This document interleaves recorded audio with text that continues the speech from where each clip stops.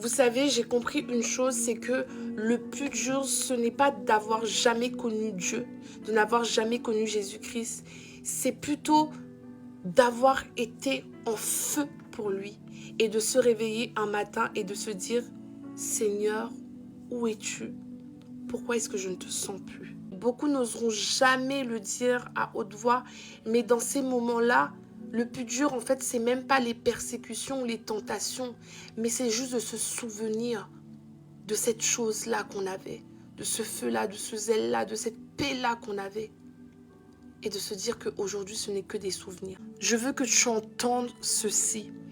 Dieu n'a jamais quitté cette pièce. Dieu, il est toujours là. Aujourd'hui, c'est ton cœur qui s'est essoufflé. Mais dans le cœur de Dieu, tu as toujours la même place. Tu as toujours la même position. Même David, à un moment donné, il a eu une saison de découragement. Une saison où il disait à son âme, pourquoi te décourages-tu? Espère en Dieu.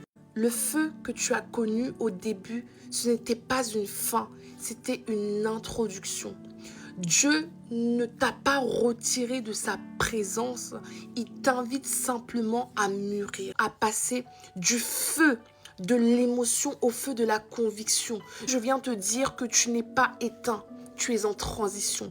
Tu es dans une saison où Dieu t'invite à marcher par la foi et non par le ressenti. Rappelle-toi du psaume 73 au verset 23 qui nous dit « Toutefois, je suis toujours avec toi ».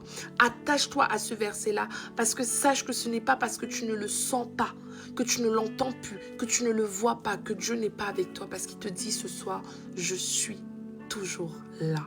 Sois béni.